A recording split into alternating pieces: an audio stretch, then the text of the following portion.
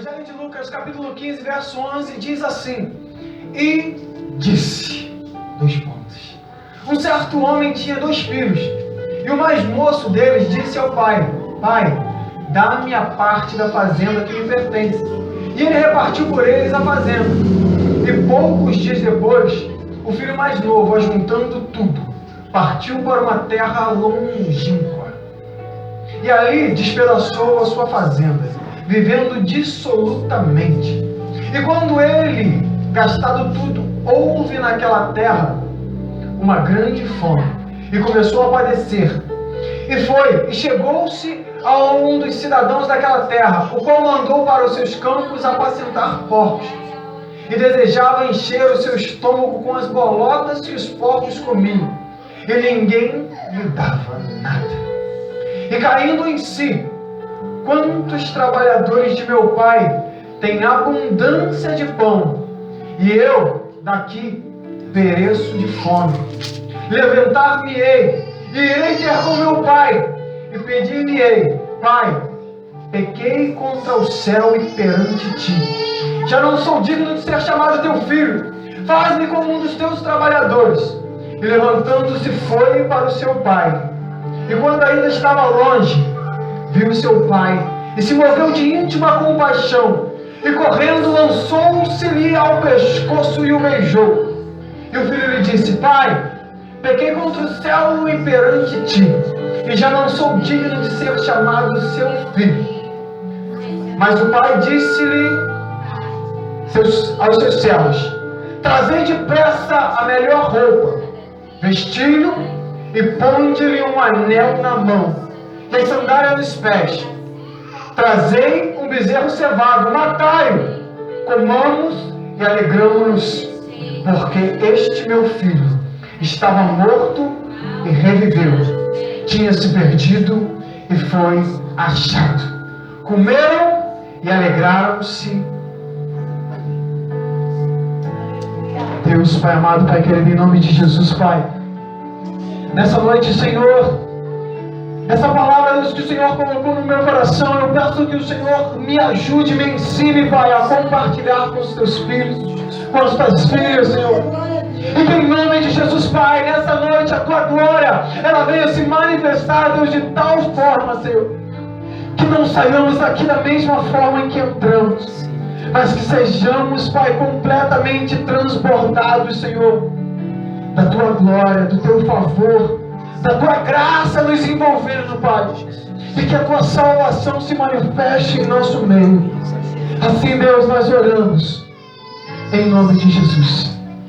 Amém e amém. Você pode se assentar.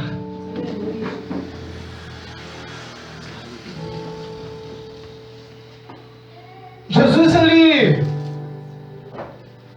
pregava para aproximadamente 16 mil pessoas, de acordo com alguns historiadores. Só que acontece que os fariseus, os escribas, eles começaram a murmurar e falar: por que ele prega para publicanos e pecadores? Por que ele anuncia o reino dos céus para esses imundos? Por que ele anuncia? Se ele realmente é de Deus, por que ele anuncia algo de Deus para pessoas tão sujas? Os publicanos, os escribas, eles não entendiam o que Jesus fazia, porque o tempo todo Jesus ele andava com pessoas que o mundo judeu, a classe religiosa, classificava como homens impuros, como homens que não serviam para nada, como homens que são desprezíveis para a sociedade. Jesus, ele tinha um pacto de sentar à mesa com pecadores. Ele tinha um pacto de assentar à mesa com mulheres que eram prostitutas.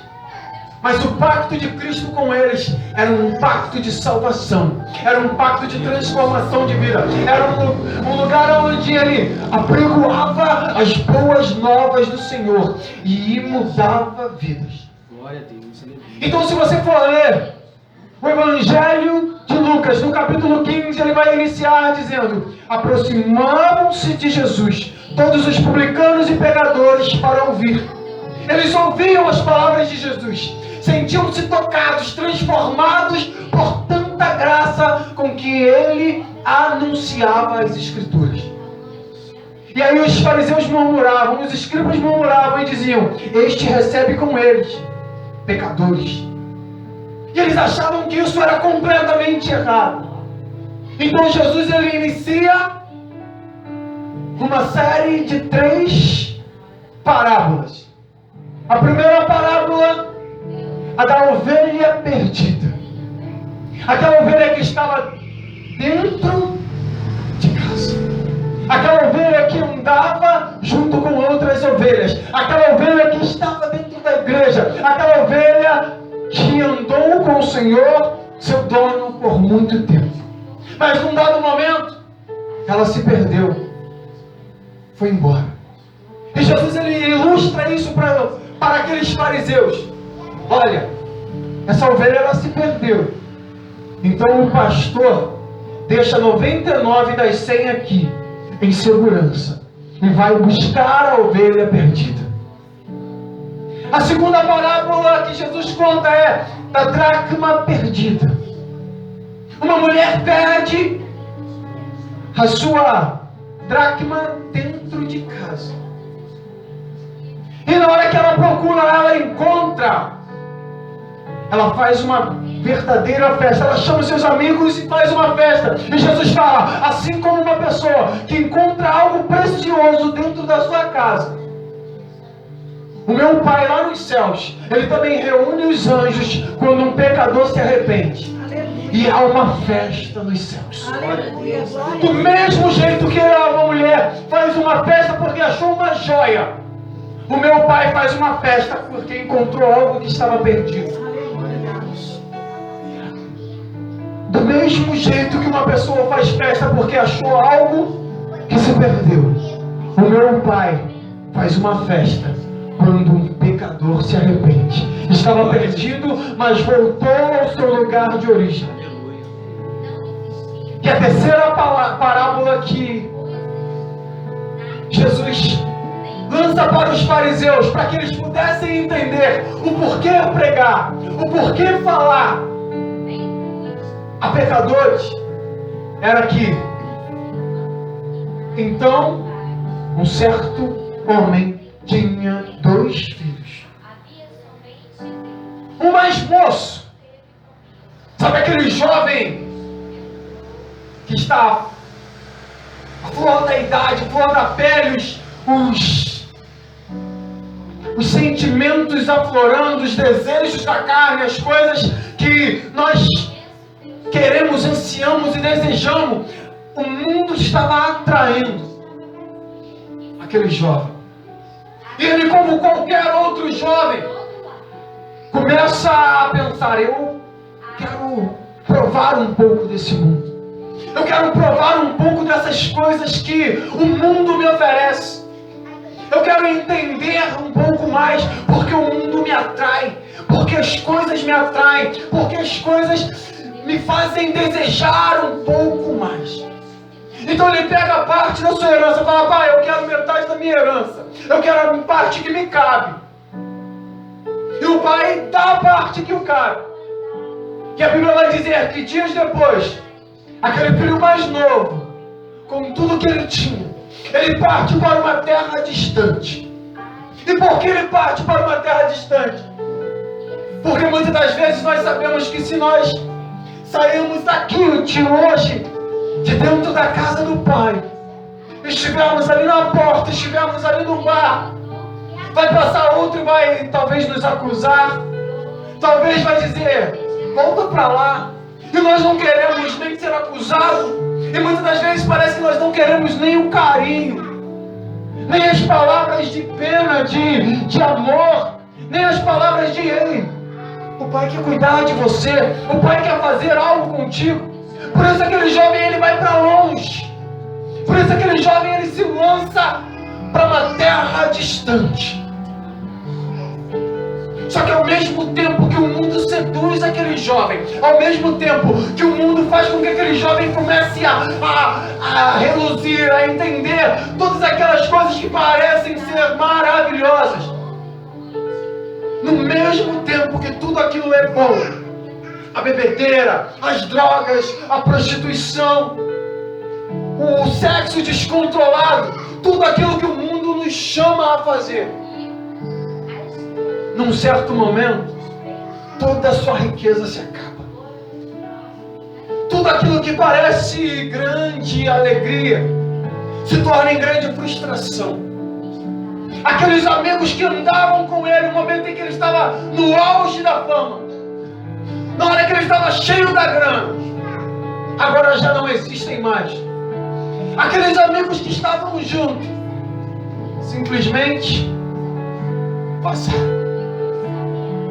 Quantas das vezes aconteceu isso comigo? Quantas das vezes aconteceu isso contigo? Numa determinada noite, vamos para um baile, dançamos, curtimos a noite toda. E no outro dia, pela madrugada, pela manhã, deitamos a cabeça no travesseiro e estamos completamente vazios. E estamos pedindo: Deus, faz acontecer alguma coisa na minha vida, faz acontecer alguma coisa na minha história. Porque eu estava me divertindo, estava tudo muito bom, tudo muito gostoso. Mas agora eu preciso de mais uma dose de álcool. Eu preciso de mais uma carreira de porra. Eu preciso de mais um trago.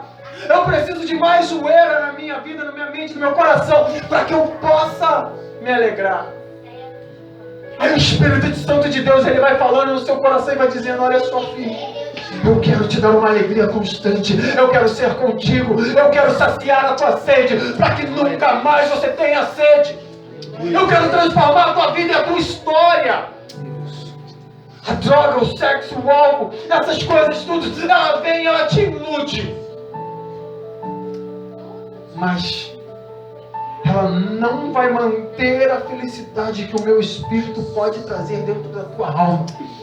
Ela não vai saciar a tua sede como somente eu posso fazer, como somente eu posso saciar. Então, num determinado momento, aquele jovem numa terra longínqua,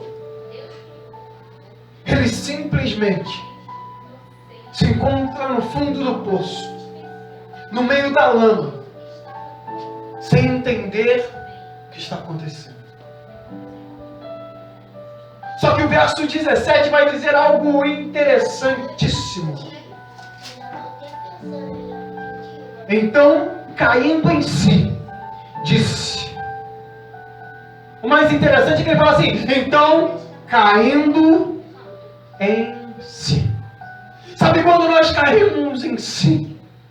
Quando nós estamos no fundo do poço, quando as coisas parecem não acontecer, quando parece que não tem mais nada, aí nós caímos em si e falamos assim: eu preciso de algo que vai mudar a minha história. E eu já tentei de tudo, eu já me afundei em tudo, e não está acontecendo, não está dando certo. Foi a hora que aquele jovem caiu em si. Eu lutei, eu busquei, mas agora eu me lembro que lá na casa do meu pai, os trabalhadores dele são mais bem tratados do que eu, que estou aqui, cuidando de porcos. A pior coisa que existia para um judeu era estar diante dos porcos. Era um animal imundo, era um animal que eles não poderiam tocar. E aquele jovem que tinha uma propriedade gigantesca, que tinha um reino para ele servir, que tinha um reino para ele ser servido, agora está diante da coisa que mais humilhava um judeu, diante dos porcos. Só que tem um segundo personagem nessa história, um pai que com certeza, ao ver o seu filho partindo, lhe parte o coração. Um pai que com certeza, na hora que ele vê o filho indo embora, ele fica: não pode. Eu e você, como seres humanos, muitas das vezes nós presenciamos a partida de um amigo Recentemente o vizinho foi embora e a Maria brincava todos os dias com o José. Todos os dias ela brincava com a criança. E ele falou, eu vou embora. E ela ficou pensando, mas ele vai embora por quê? Por quê? Por quê? E no dia que ela viu o caminhão enchendo com as mudanças, o olhinho dela encheu d'água. Apenas uma criança de 5 anos de idade. Mas os olhos dela encheu d'água. E ela falou, ele está indo embora. Muitas das vezes você vai num aeroporto e você vê uma mãe, um pai se despedindo de um filho que está indo estudar no exterior. E você fala, legal, ele está indo, vai aprender, vai crescer, vai arrumar um emprego, vai ganhar muito mais do que ele ganharia no Brasil. Mas o coração do pai está ferido porque sabe que a distância vai os separar. Com toda a tecnologia que nós temos hoje, conversamos livremente pelo WhatsApp, pelo Skype, fazemos videoconferências tranquilamente de dentro da nossa casa. Não é mais algo tão longe, mas aquela distância ainda mexe com o nosso coração. Agora eu quero que você imagine um pai olhando para o seu filho e sabendo que pode ser o último adeus, que pode ser o filho que foi para um caminho de perdição e simplesmente começa a se destruir nas drogas, na prostituição, numa vida completamente dissoluta, que é a palavra que a Bíblia usa. Raspar até o fundo do tacho e até o fundo do poço. Imagine Deus sabendo de todas as coisas, tocando no coração do filho todos os dias. Não se afaste da minha casa, não se afaste da minha presença, não saia, porque de hoje para amanhã a sua alma pode ser pedida e você não vai ter o que oferecer. Um filho de hoje para amanhã pode não acordar mais. Então o pai lá dos céus olha tantas pessoas se desviando, tantas pessoas caindo, tantas pessoas se afundando, tantas pessoas se destruindo. E Deus olhando todos os dias e não tendo prazer na morte deles, morrendo dia após dia. Um pai esperando a volta do filho. Só que o que é mais interessante na história do pai é que num dado momento, eu imagino que o pai estava na janela e ele olha, peraí, eu conheço aquele andar. Eu conheço aquele andar, eu conheço aquele jeito de andar. Acredito que o pai sai correndo. Coisa que um homem, ancião, judeu, não fazia. Porque alguns dizem que usavam saiotes, né, aqueles vestidos. Então ele tinha que puxar as vestes e sair correndo. Talvez a cueca aparecia. Então um homem, ele, quanto mais velho ele fosse, mais lentamente ele tinha que andar. Era a sua postura, era a sua cultura, era o que dizia que ele era um homem de respeito. Mas esse pai, ele quebra todas as normas, ele quebra toda a cultura, porque ele viu o filho que estava perdido se aproximando. Então o pai começa a correr e fala, eu conheço aquele andar, eu conheço aquele lá. Aí a Bíblia vai dizer, ele se lança no pescoço, beija o filho. O filho tenta se explicar, pai, eu peguei, não esqueci isso, filho. Olha só, traz um anel, coloca no dedo dele. Traz sandálias, coloca nos pés dele.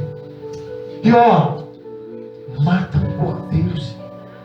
Mata um cordeiro e nós vamos fazer uma festa. Esse pai te ama.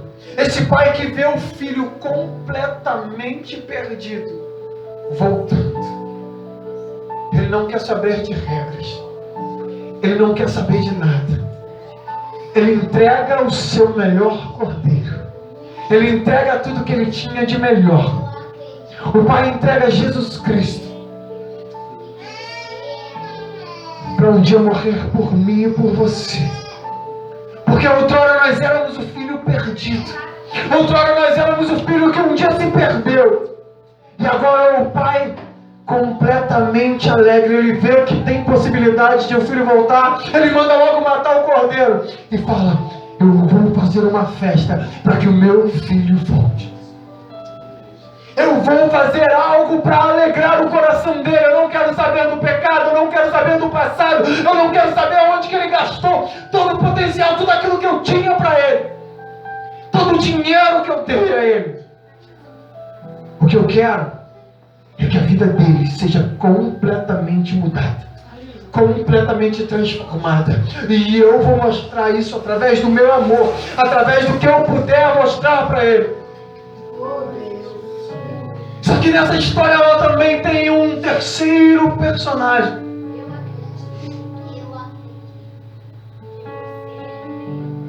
Um cara que nunca saiu de casa.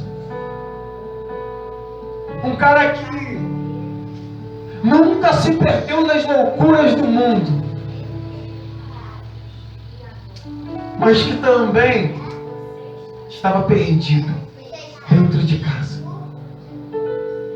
O que nós precisamos entender sobre essa história é que Jesus ele estava mostrando que existia os publicanos, as prostitutas. São os filhos que saíram de casa. Mas aqueles judeus eram os filhos que estavam dentro de casa, mas ainda estavam perdidos. Eram os filhos que estavam dentro de casa. E no verso 29 vai dizer assim: eis que te sirvo há tantos anos, sem nunca transgredir o teu mandamento, e nunca me deste um cabrito para me alegrar com os meus amigos. Esse filho, ele esteve anos e anos sentado no banco da igreja. Ele esteve anos e anos diante do Pai. Ele esteve anos e anos cuidando das ovelhas, dos bois, dos cavalos. Ele fez de tudo naquela fazenda. Ele guardava a lei, ele guardava os mandamentos. Mas mesmo assim, ele não conhecia o Pai amoroso que ele tinha. Ele estava dizendo: judeus, vocês não conhecem quem é o Pai de vocês, porque vocês só olham para um Deus tirano, para um Deus amaldiçoador, para um Deus que é um assassino, para um Deus que castiga. Mas esse Deus, ele é amor.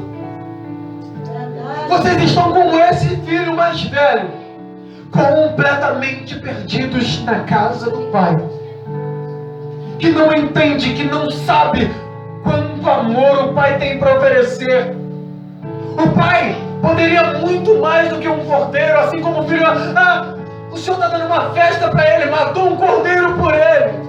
E eu estou aqui trabalhando, conheço funcionário por funcionário, conheço ovelha por ovelha, conheço quantas cabeças de gado, quantos cavalos, eu sei tudo aqui, eu sempre trabalhei.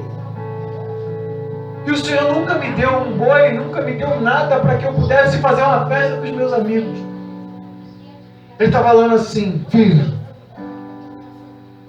senta no sofá, pede o que quiser, faz o que vocês quiserem, que Deus ele vai fazer uma festa para vocês.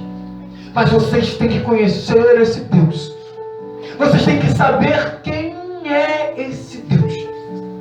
Vocês têm que saber que é um Deus que ele é amor, que ele é graça, que ele é misericórdia.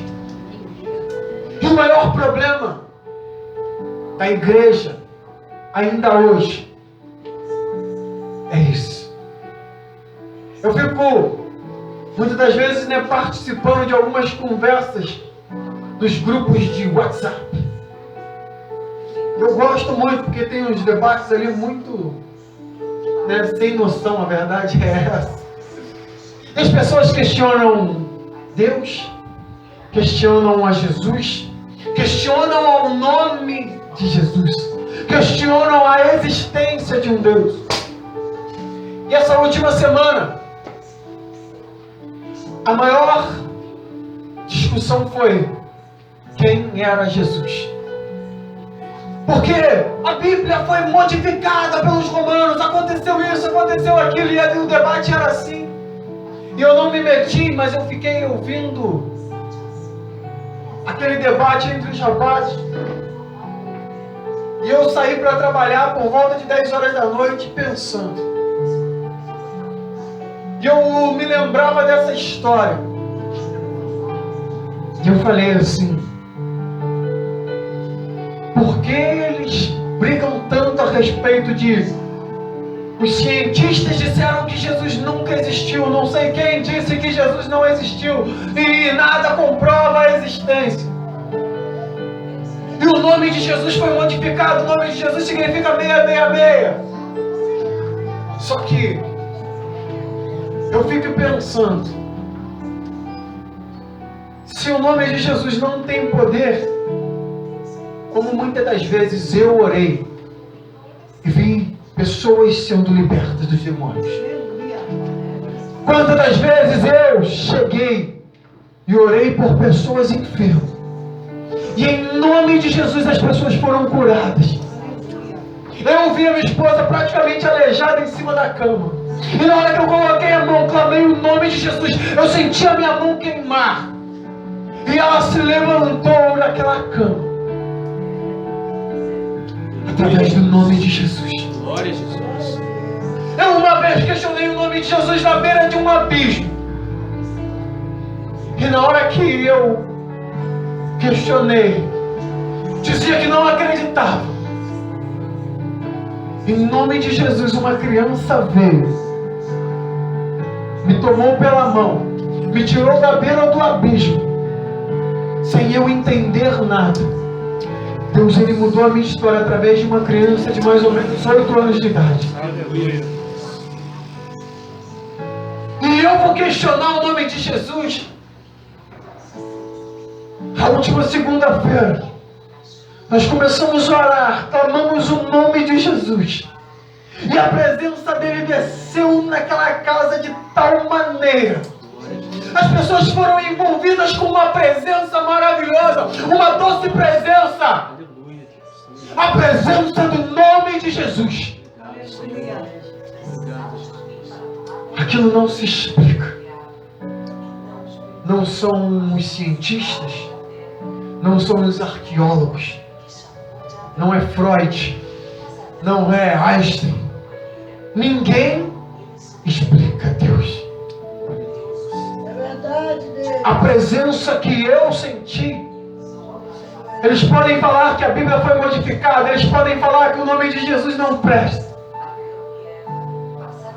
O mais importante, o mais interessante, é que eu entrei na casa do Pai, tive um encontro com Ele, e a minha vida, a minha história foi mudada. Glória a Deus. Aleluia. A minha vida, a minha história foi completamente mudada. E foi pelo nome de Jesus. Foi pelo aquele que foi dado o nome acima de todos os nomes.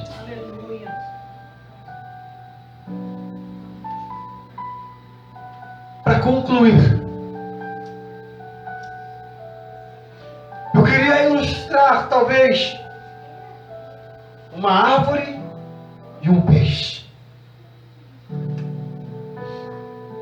Assim como no Gênesis, Deus ele vai criando coisa após outra coisa pelo poder da palavra. E ele diz: haja. E que da terra brotem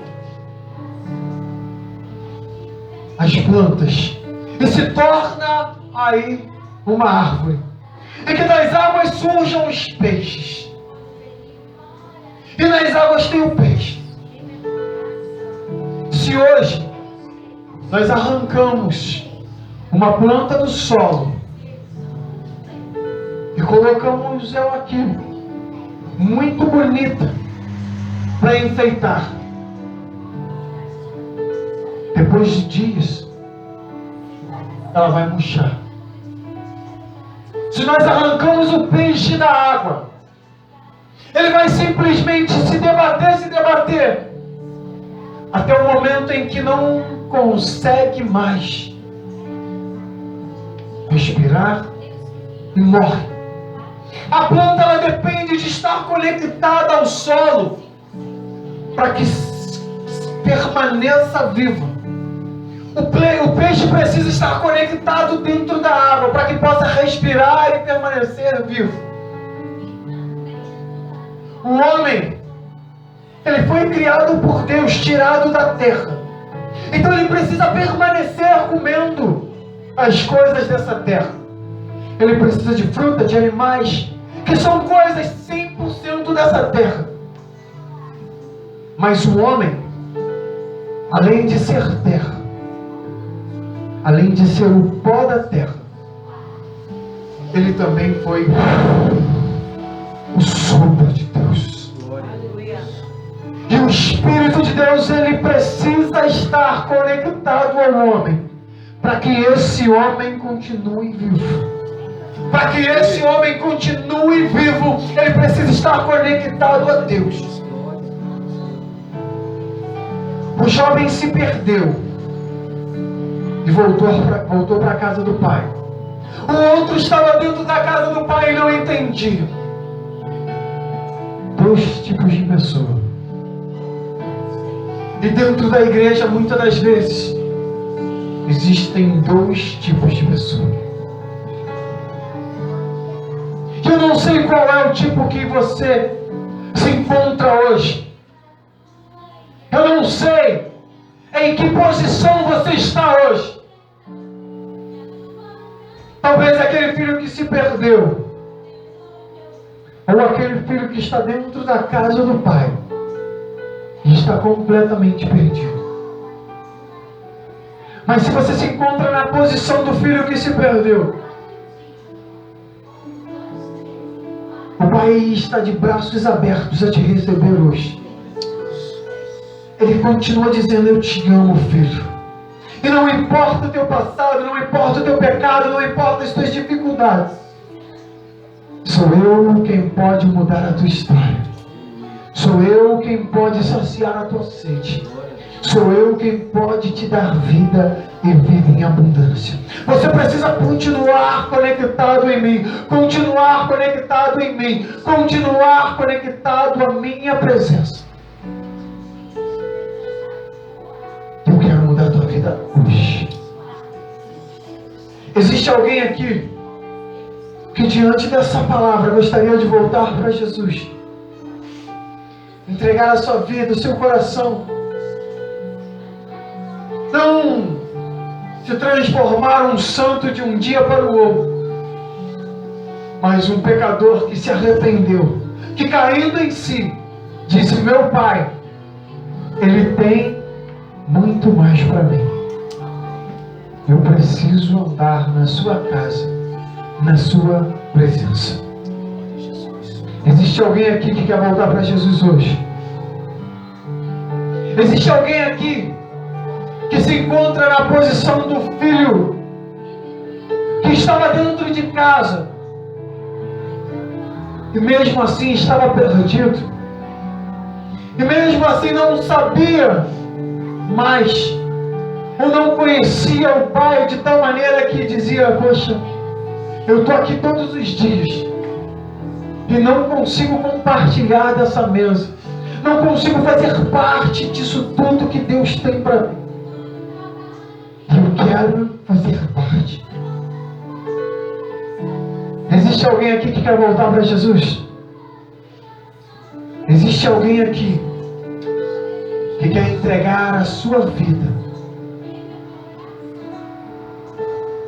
para que Deus faça tudo aquilo que Ele tem para fazer